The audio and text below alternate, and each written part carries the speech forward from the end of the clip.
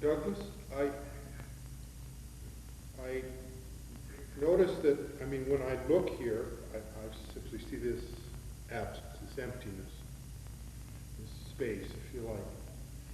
I do wonder, but when I do feel something here, you see. And, I mean, I may not see, in a sense, my head, but I do feel something here. And so I'm not sure this jibes. And when I look in a mirror, I see my image, and if I put my hand up here and I touch here, that hand comes up in the mirror and touches a head. Now, how does that turn out? How does that jive? I think it's terribly important and fascinating field of investigation. What is here? If there isn't, I think we could agree, couldn't we, that there's no colored object here, no opaque thing here, no colored object, no recognizable Douglas features here, or in your case, Sean features there, but there is a lot of feeling going on there, a lot of touch stuff. But there are also the taste of cucumber sandwiches there, and occasional headache there, and a tickle and an ache, and I mean, there are all sorts of things. And thoughts seem to come arise somewhere in that region. It's very busy, and part of the business in this place is all this stuff here, the touching stuff. But see, this world that you are, which is very, shall we say, inclusive of this, and this is a very central region, comparatively central region in your universe. This is very rich. But are you in a box there? Is this not a place of extremely varied sensations and so on? And certainly you have a lot of touch here. But could we do an experiment about this?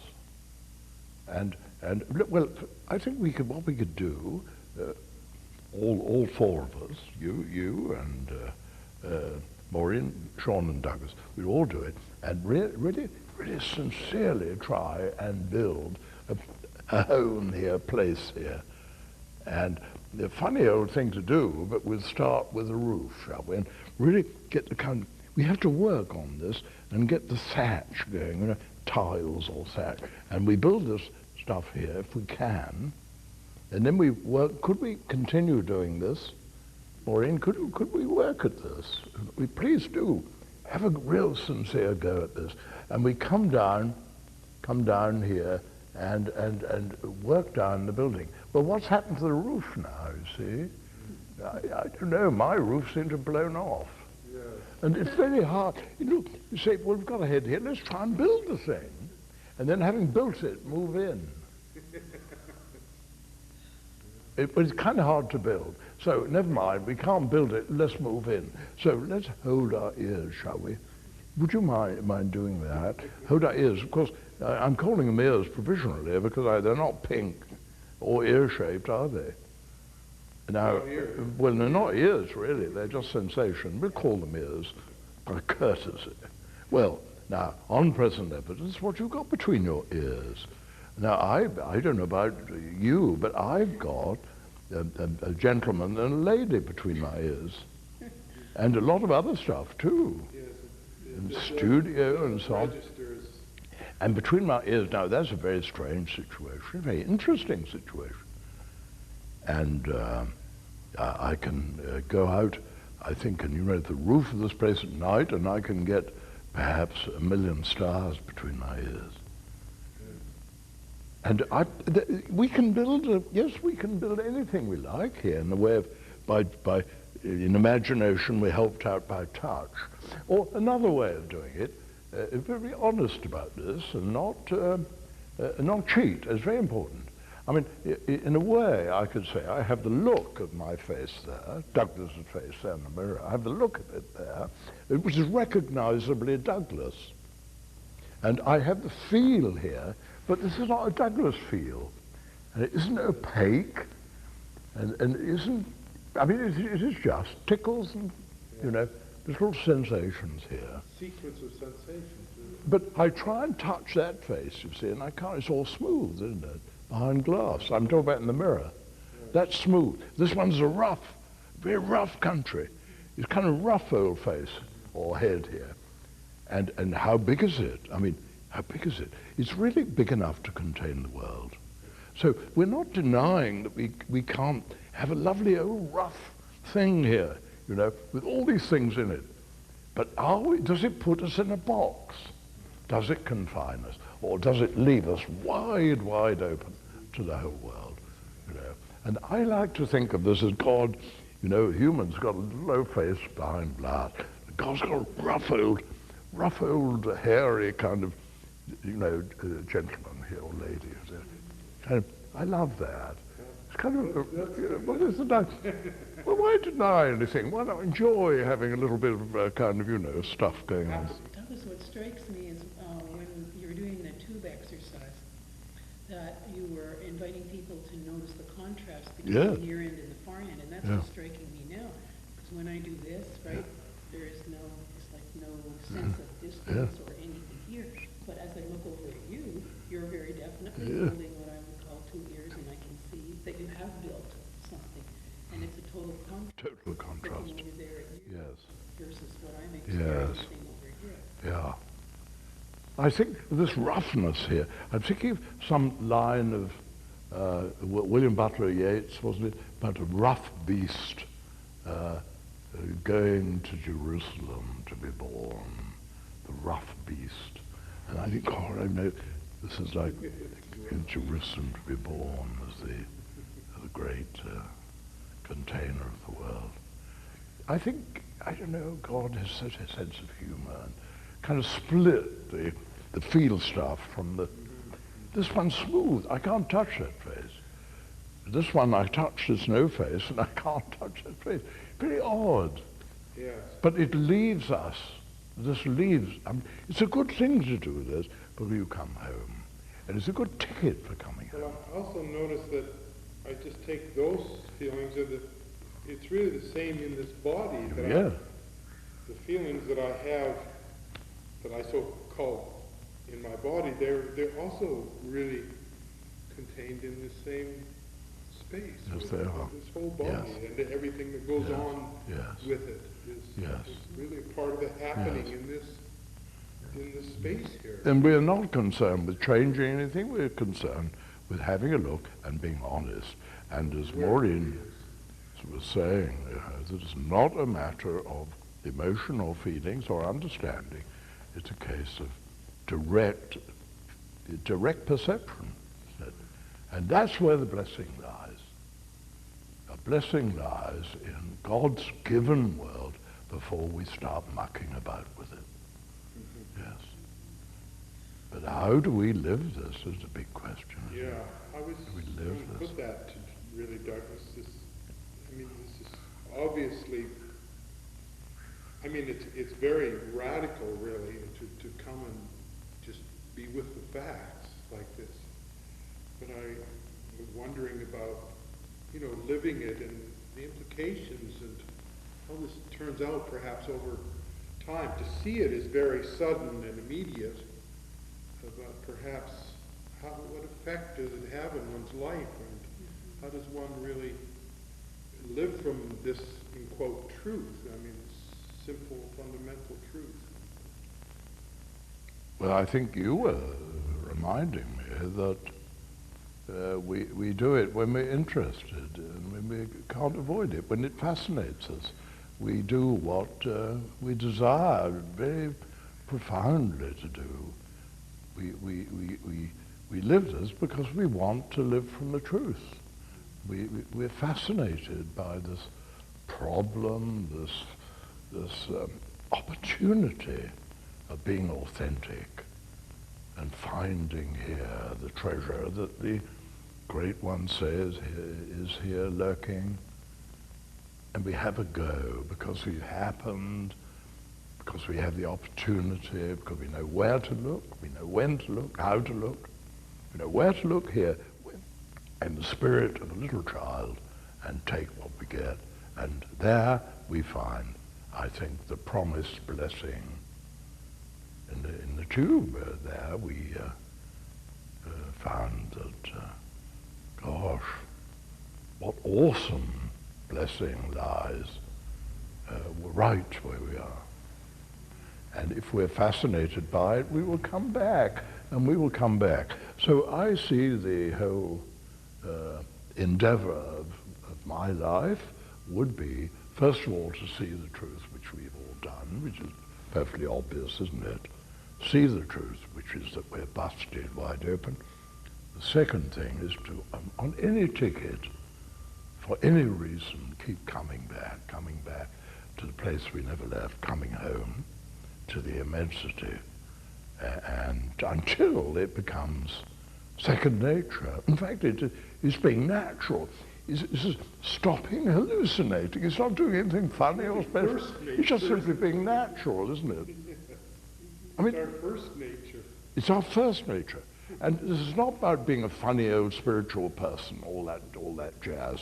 It's simply about being ordinary, loving, natural people who are not lying about what's the case. That's what it's about.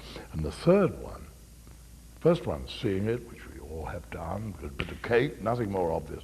Second one is to keep coming back to this natural, to be natural. And the third one is, what am I going to put my money on? What do I rely on in my life? Do I rely on the little guy at the far end, or at the mirror there, in the mirror, little Douglas, or do I rely on the one here who in the tube? And in our experience, if we keep coming back and looking, we shall find it is the one source of awareness behind the world. Do I rely on that? And this is the one who creates itself for no reason and with no help, and thereafter creates countless universes in good working order. This is the one. Now, can I not rely on this one to guide my life? And I say, let's have a go. Let's test. Well, perhaps, Douglas, it strikes me that learning to trust, so to speak, is, at least in my experience, it's a matter of testing something. I think we come to trust something because we, first of all, take a chance to test it, and if it, turns out okay, we will try a second time and a third time, and so on. And as we try more and more times, if it's reliable and it can be counted on, then we come to trust it. And I might suggest that we do the same with this, that we, in various situations in life and in various conditions, that we perhaps come to this and try it out, test it. Yes. Test it to the nth degree, really. Nth degree. And one very important point we must make here is that we're not trusting it to give us what we currently fancy. We're trusting it to give us what we deeply, profoundly need, and that's different. And it doesn't give you what you want. I mean, what is given to some people is, really it has. It's been given, crucifixion has been given. And other not such pleasant, I say, payoff from this. This is not getting what you want. It's wanting what you get. And that seems very supine and very unadventurous and so on, rather feeble thing, but it isn't, Because I think that when we live from the truth of who we are and stay centered, we shall find that what we really want is what we really get. And that the mercy and the blessing are flooding us when we tell the truth. Flooding us. Built for loving, for a start. Built immortal, because there's nothing here to die. Everything the heart could desire, plus everything else, is available now. And come on. Well, you know, Douglas, tested, as you you know, say. when I, again, look at perhaps my life, I see that, you know, the fundamental things that I want in my life, really, if I trace all of my so-called desires back to what I really want from having the new house or this or that or a relationship, when I trace it all back, it really comes back to I want love and intimacy. I want a sense of utter freedom, not being limited and bounded. And adventure, really, And also. a sense of adventure and a sense of power. And of course, I mean, the thing is that all of that is only given ultimately and totally by coming back here. That, in fact, those desires that I think I want are really desires that haven't just gone far enough. Really. And when I go far, right to the nth degree with them, I find out that only this can. That's right. Yes. But that's perhaps a longer process, isn't it, Douglas? Yes. The seeing of it is instant. Well, where do we find this much talked of unconditional love? Where do we find this much talked of wealth and ownership, so that all things are ours, possession, you know? Where do we find that? I think we find it always here, don't we, at the near end of the tube, whatever, and there we really have our heart's desire. So I say, stay with who we really, really are, and it gives us our deepest heart's desire. And it means that it is not cutting ourselves off from the world, it's total involvement in the world. Because if I put something here, I'm keeping the world out, saying keep out, keep out. But if I see I'm busted wide open, I'm totally involved in the world, and it's my world.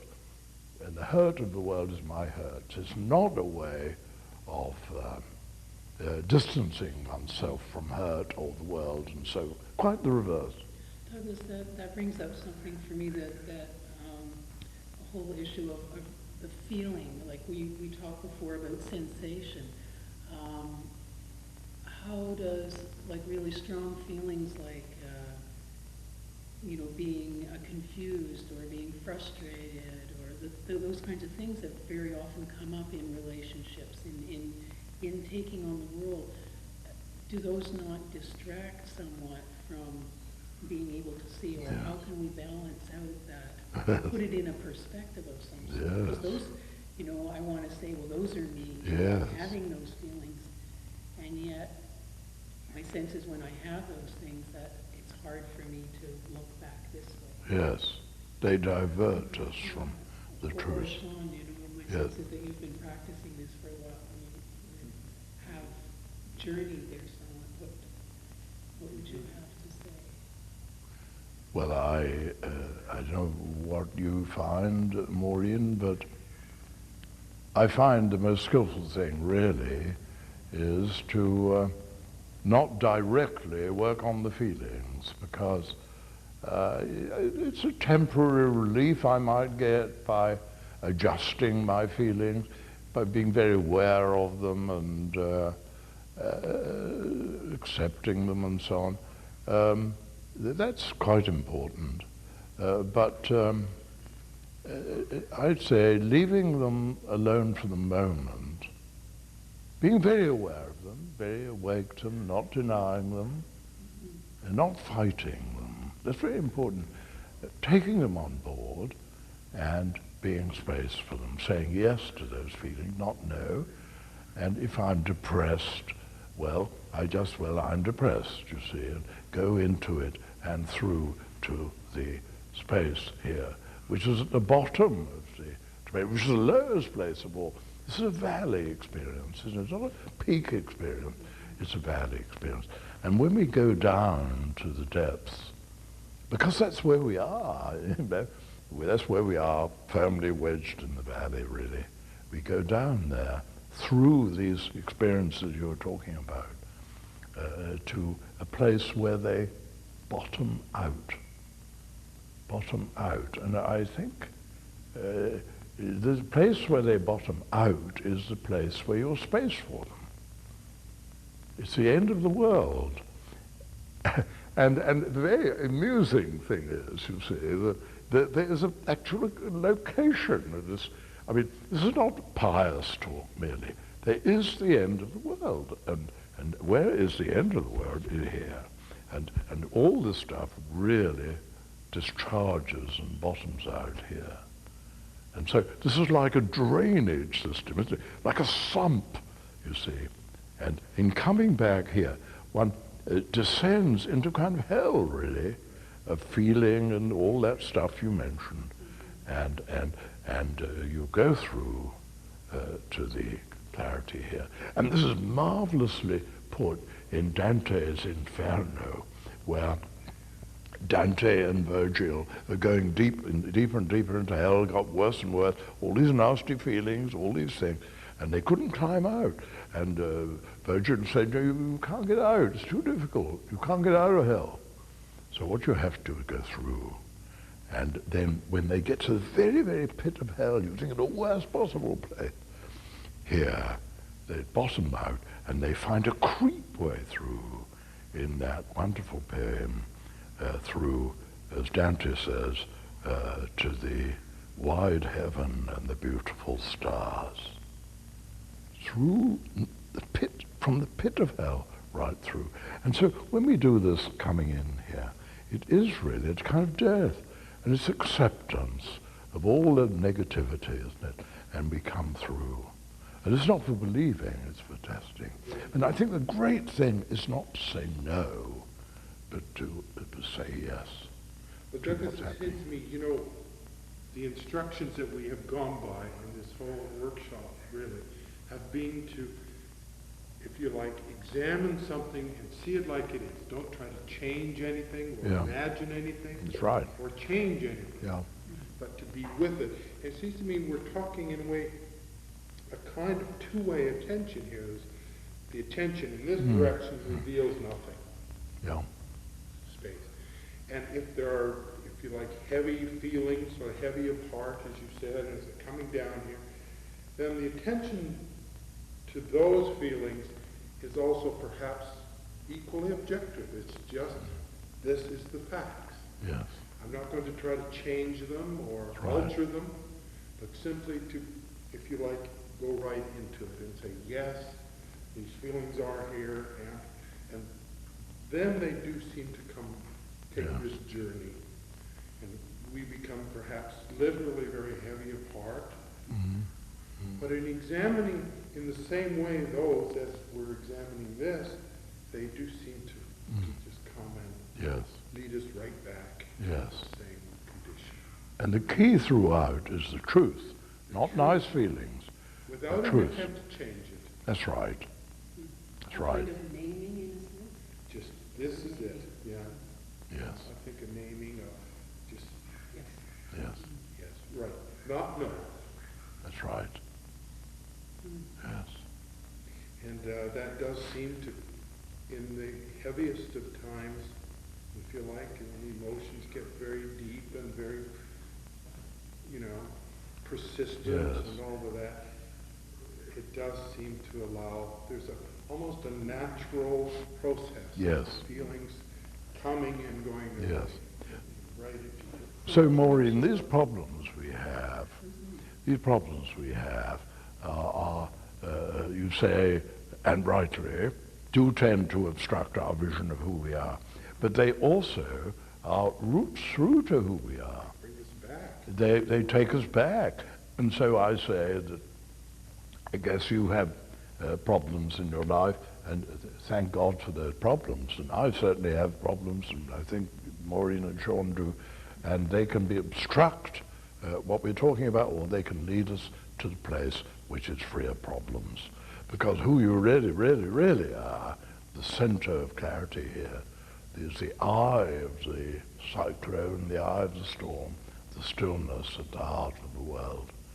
And there is a total peace at the heart of things. And we arrive at that place through storm.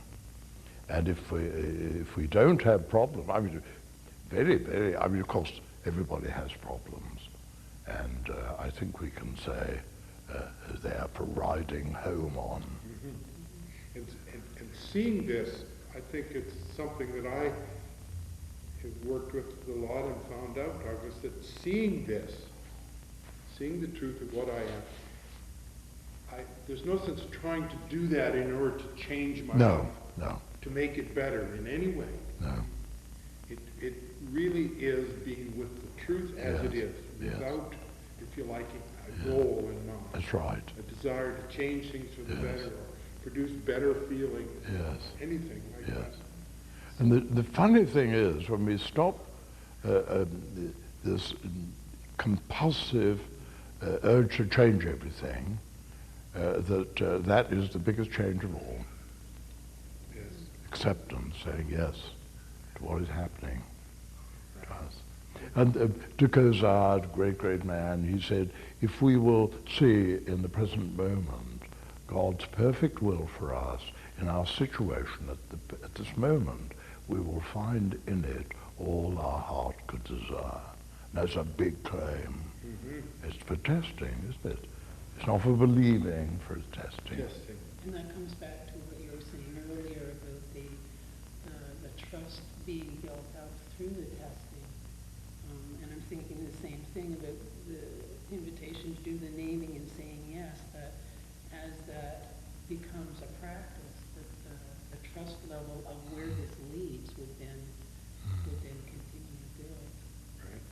When you begin to see that everything in life has its own time, its own Yes.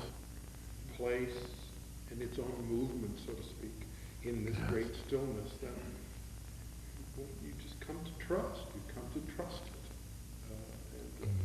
And I just really would say, Douglas, that you've told our viewers here not to trust what you say, or what any of us say, but to test it. Well, of course. Again and again Yes. and again. And, Yes. the other thing I wanted to comment a little bit about, Douglas, was the thing of coming back here and, if you like, re-experiencing this, re-seeing it, each time as, in a sense, as if for the first time. Yes. That the memory of this is not it. That's archaeology. That's right. The memory ain't it. That's right. It's seeing it now, Yes. and now, and now. Yes. Well, to add a more personal note, I think that what's kept me on the ball, at least coming back and back and back, is curiosity. And I find it such fun, you see. It's not a solemn old thing. And new discoveries. I'm at 83. I mean, even in this paper bag, which we've just done, you and I did this thing together. I've never done it that way before. And so it's always new things are coming up. And it's so exciting, it's so delightful. And I say discovery, adventure, is the name of the game as far as I'm concerned. And everything comes out differently from what it had been advertised to be, and discovery all along the line. And I find this is great fun.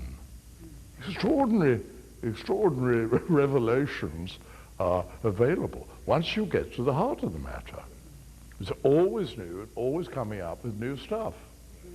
So it's And a this is not so interesting, isn't it?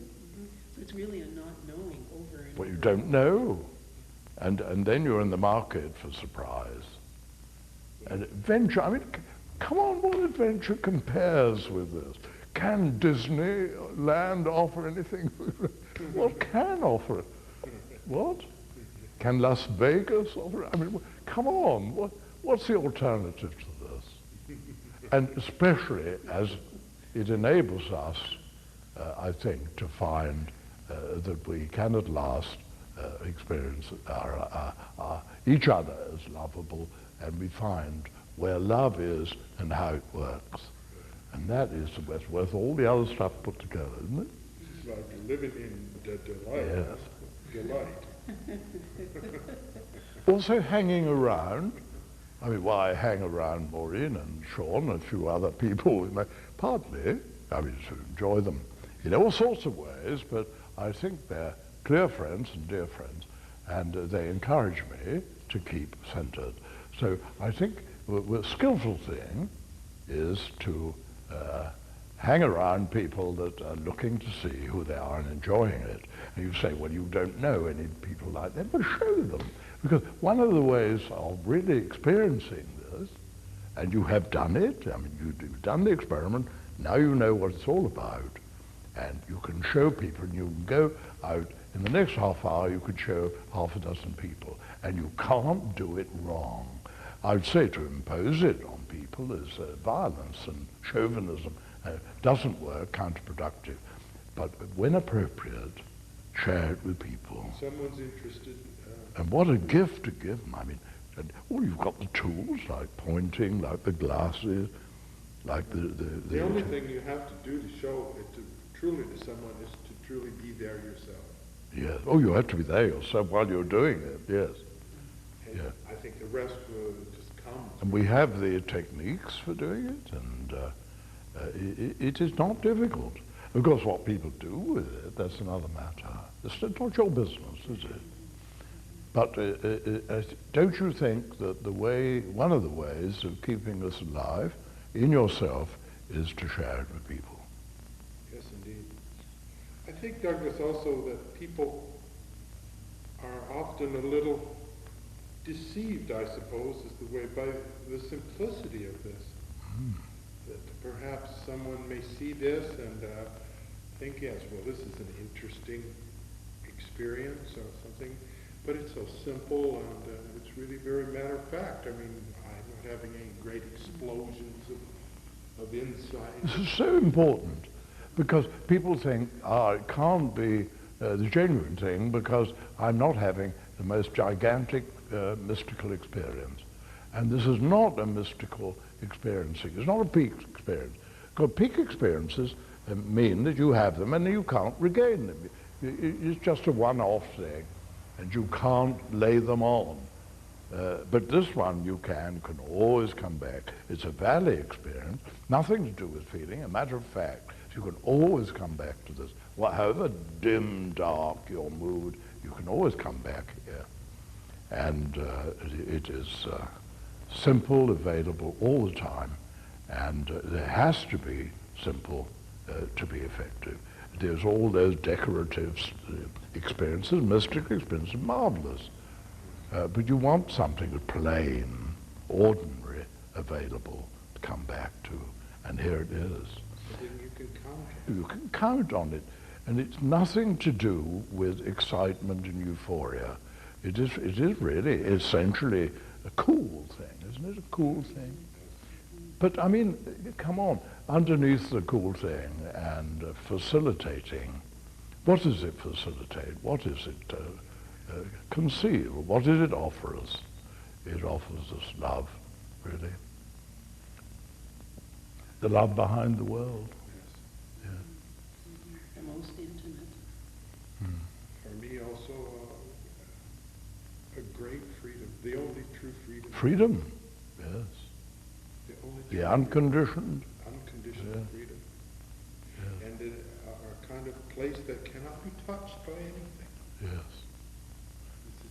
It's forever here and changeless and immense. And so what we're on about then is not some newfangled, new age, funny old thing. We're on about the perennial philosophy, the thing which has been going for 2,000 or 3,000 years. And the heart of the matter is always the same, which is that who we really, really are is not a product of the world, it is the origin of the world. And that God is nearer to me than all else. And here's the temple of the living God. And all of the great religions that are very, very, very hearted and say this. So we're on to the old story, but we do have some new vehicles there. And these experiments and these tools that we've been doing, I think are a breakthrough. And I say they're worth developing. I mean, they are a breakthrough because they make what had been advertised to be so difficult and so esoteric, so complicated, requiring enormous investment in time and pain and suffering, making it available now. Absolutely obvious. yes. So what we have, Douglas, in a sense, is coming really back to where we started here, the sense of foundation, of the simple, available, direct facts. Yes. And the tools that we've used in this workshop really themselves are very simple, direct, and lead us to just appreciate and see what's so.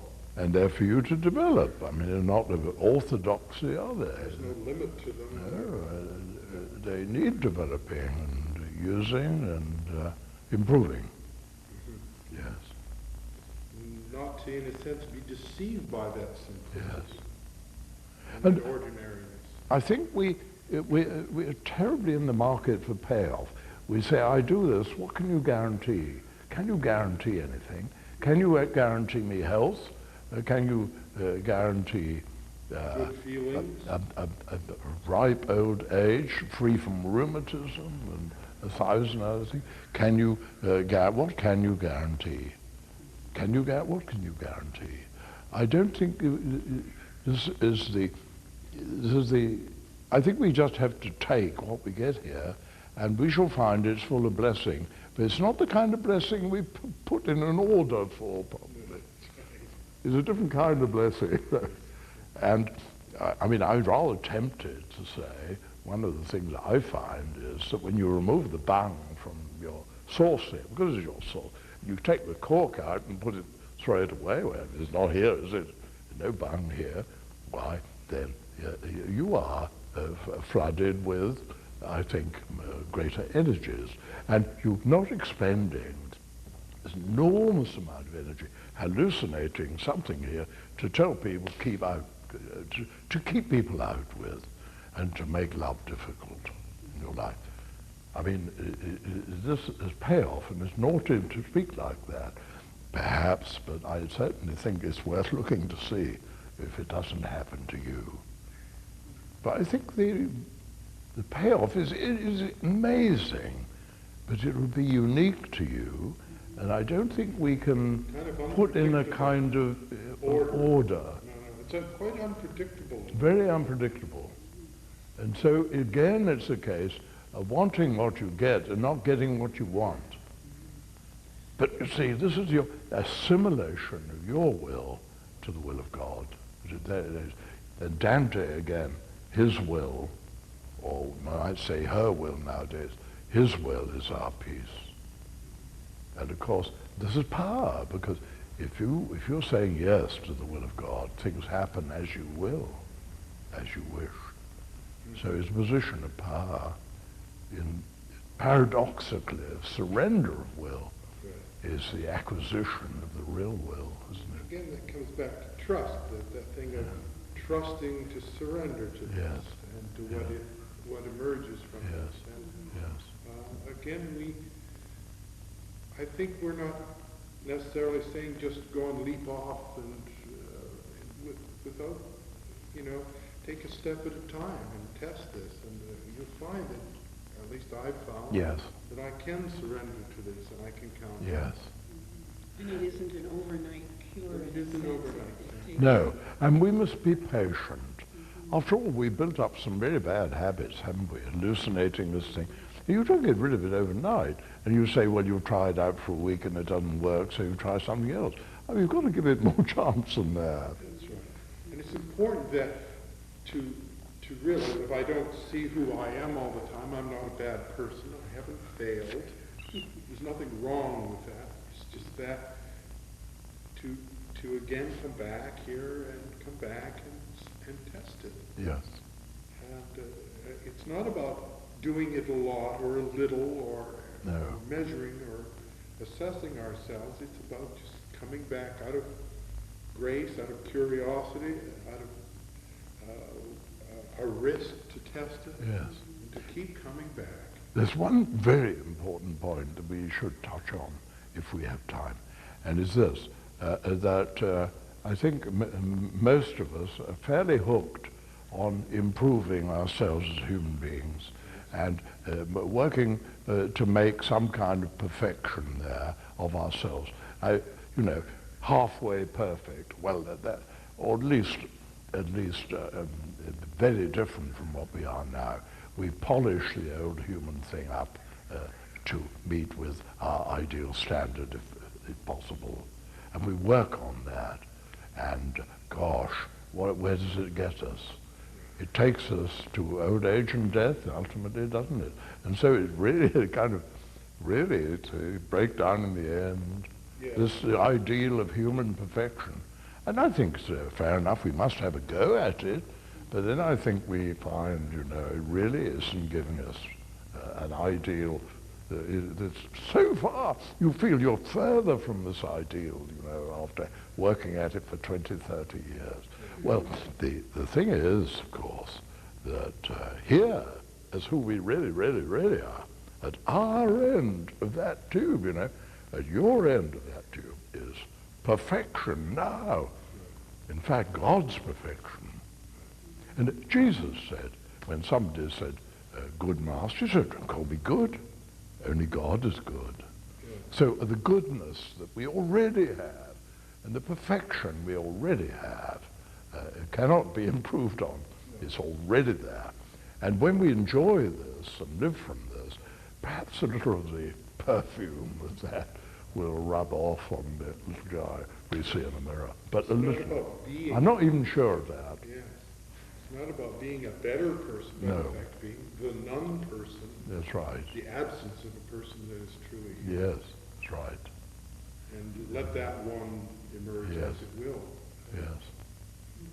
So keeping this up is a matter of interest and need, of having problems which bring us back. And if we want to do this, we will do it.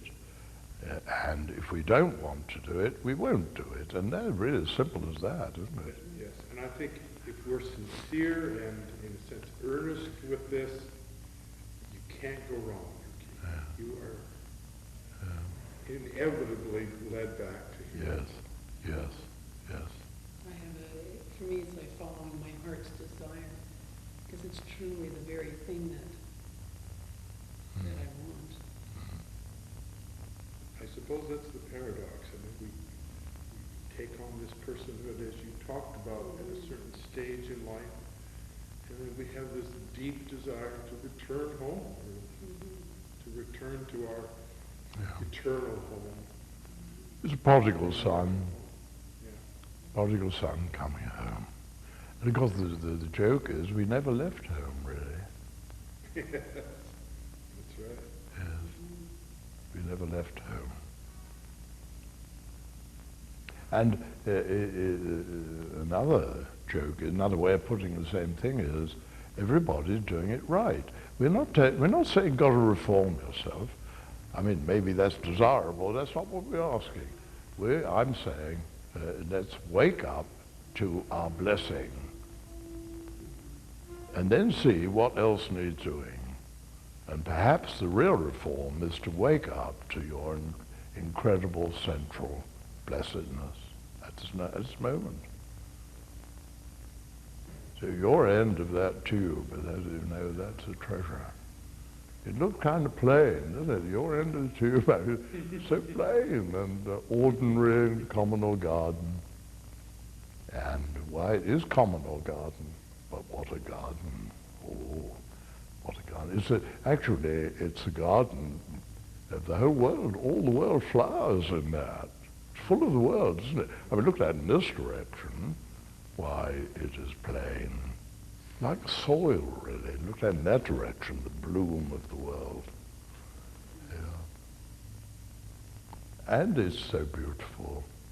The amazing thing is that we are so much more fortunate than we had ever suspected, aren't we?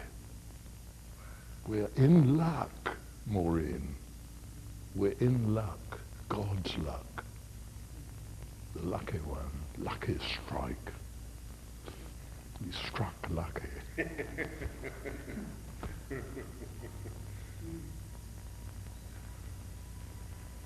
Well, how should we sum up this? What is the bring together all the to be done in the experiment? Can you give us something to remind us, a little slogan of some kind to remind us to come back. Well, in a way, the theme for me, Douglas, has been come back to basics, or the basic. Come back to basic facts, particularly in the facts right here, and keep coming back. Yes. Keep coming back to Yes. the foundation. The foundation. Yes. For me, the question is who, at any moment, it's like who's looking, who's asking. Yes. And to pay attention, am I looking out, looking in which direction am I? Or could you coming put it like this, Maureen? Look who's here, from? Who's here? just to get 3 or 4 words. Look who's here. Would that sum it up? That's a good one. Look who's here. So could we leave that slogan with you? Look who's here. And here is your blessing. Our blessing, isn't it? What blessing. Amazing grace. Amazing grace. Look who's here. Well, thank you very much for joining us and having fun, and much more than fun. Thank you, Douglas. Well, thank our viewer, and thank you. Bless you.